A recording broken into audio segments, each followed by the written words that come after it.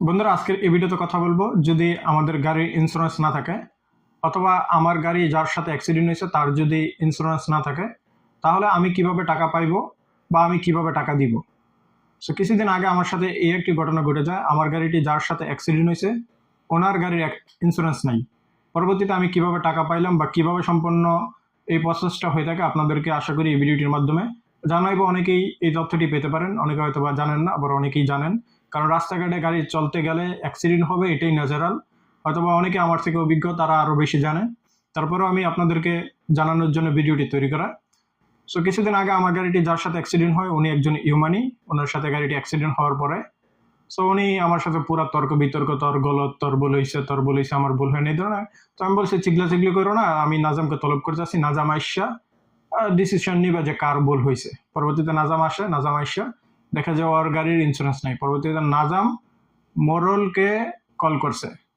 মোরর আসার পরে আপনার হচ্ছে বিষয়টাকে তদন্ত করে আমাদেরকে বলে তুমি আমাদের অফিসে আসো। তো মোরর যে অফিস আছে সেই অফিসে আমরা গেলাম। যাওয়ার পরে যার সাথে আমার গাড়িটি অ্যাক্সিডেন্ট হয়েছে ইউমানিকে বল দিছে 75%, আমারও বল আসছিল 25%। সো পরবর্তীতে আমাকে বলে যে তুমি তাকদিরে যাও, আমাকে পেপার দিয়ে দিছে, তাকদিরে দেখো তোমার কত টাকা হিসাব আসে। আসার পরে আমরা এর থেকে টাকা আদায় করে তোমাকে টাকা দিব, শহর থেকে টাকা দিব। সো পরে বলছে যে চলে যাও। তো আমি গেলাম গা। যাওয়ার পরে আমি আমার গাড়িটি তাকদির করাই। তাকদিরে আমার আপনার হচ্ছে 4,000 টাকার মতো আসছে। 4,000 টাকার থেকে আপনার হচ্ছে যেই আপনার হচ্ছে 25% আমার যে ভুল সেটা মাইনাস হয়ে যত টাকা থাকবে সেই টাকাটা আমি পাইবো। পরবর্তীতে আপনার হচ্ছে অনেক ওই টাকা দেয় না, ওই কল করলে আসে না। আমি তো উপস্থিত, আমি পেপার নিয়ে গিয়ে বসে রয়েছি মুক্তবে। সো ওই লোক আসে না, কিন্তু দেখা যায় যে ভালো প্রকৃতির লোক হইলে আপনার ছেড়ে দেওয়া যায়। কিন্তু আমার কিন্তু ক্ষতিটা, যেই পরিমাণ ক্ষতিটা হয়েছে, সেই ক্ষতিটা যদি আমার নিজের পকেট থেকেও ঠিক করাইতে যাই, 2,000 থেকে 2,500 টাকা আমার খরচ যাবে। সো এখানে কিন্তু আমি স্যাক্রিফাইস করতে পারি না। যদি অন্তত আমাদের বাংলাদেশি হইতো বা আমার সাথে মিল মহব্বত থাকতো, সেক্ষেত্রে হয়তো আল্লাহর রাস্তায় ছেড়ে দিতাম। কারণ রাস্তাঘাটে চলতে গেলে অ্যাক্সিডেন্ট হবে, এটা ন্যাচারাল, এটা কোনো বড় ইস্যু না। কিন্তু সে ছিল অনেকটাই দুষ্ট প্রকৃতির। এক কথা, সে আমার সাথে ফাইটিং করবে অ্যাক্সিডেন্ট অবস্থায়। যখন এই অ্যাক্সিডেন্ট হয়েছে সে বলতেছে যে তোর ভুল হয় এই সেই নানা, কিন্তু আমার কিন্তু ভুল ছিল না। কারণ 3 রোডের রাস্তা ছিল, আমি আসছি, ব্রেক ধরছি এবং দেখছি যে কোনো গাড়ি নেই, আমি স্লোলি গেছি। কিন্তু ওই ব্যক্তিটা এমন স্পিডে আসছে এবং তার সাথে মহিলাটা ছিল। আমার সম্ভবত ওই মহিলাটা ড্রাইভ করতেছিল, আমি এক্স্যাক্টলি দেখিনি কারণ অনেক ফাস্ট ছিল, সেখানে কোনো ক্যামেরাও ছিল না।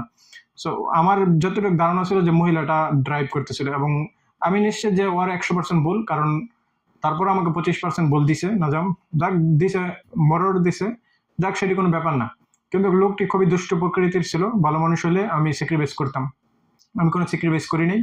আমি বলছি 2-3 বার গেছি। তারপরে তো 3 নম্বর দিনে অফিস থেকে কল করছে, ওরে মরর অফিস থেকে কল করছে যে তুমি আজকের ভিতর আসবা, না আসলে তোমার সিস্টেম সবকিছু ব্লক করে দিব। অর্থাৎ তার আকামা, ড্রাইভিং লাইসেন্স, এভরিথিং।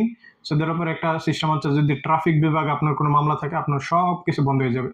সো এই এই যখন বলে, সে আসে। আসার পরে বিষয়টা অনেক তদন্ত করে সে আমার থেকে অর্থাৎ ট্রাফিক পুলিশ বলে যে তোমরা মীমাংসা করে নাও বা যে কোনো কিছু করে নাও। তো সে আমাকে 1,000 টাকা দেওয়ার জন্য রাজি হয়, কিন্তু 1,000 টাকা আমার যে ক্ষতিপূরণ সেটি পোষাবে না। এবং সে তারপরও রোড বিহেভ করে। অর্থাৎ এক আছে যে সৌন্দর্য বা সুন্দরভাবে তোমাকে বলি, বুঝাই, যাক লোকসান হয়েছে, অ্যাক্সিডেন্ট, এটা দেখা যায় যে নসিবে ছিল, হয়ে গেছে। সুন্দরভাবে যদি আমার সাথে মালিশ করতো, আমি সেখানে স্যাক্রিফাইস করতাম। কিন্তু সে আর তার বিহেভ একেবারেই স্যাক্রিফাইস করার মতো না। আমি কোনো প্রকার স্যাক্রিফাইস করিনি। পরবর্তীতে সে আমাকে 2,500 টাকা দিছে। 2,500 টাকা দেওয়ার পরে আমি চলে আসছি। অর্থাৎ তার পকেট থেকে দিচ্ছে। আপনাদের যদি ইন্স্যুরেন্স না থাকে, আপনার নিজের পকেট থেকে দিতে হবে। কোনো ধরনের স্যাক্রিফাইস নেই। কিন্তু আপনি যদি যে পার্টির সাথে অ্যাক্সিডেন্ট হয়েছে সেই পার্টি দুইজনে যদি মিল মোহাব্বত থাকেন যে আমরা স্যাক্রিফাইস করে দিছি, তাহলে আপনার ট্রাফিক বিভাগ থেকে এটা মীমাংসা করে দিবে। পরবর্তীতে আমি যখন যাই, গাড়ি ঠিক করে থেকে যাই, আমার 2,900 টাকা খরচ আসছে।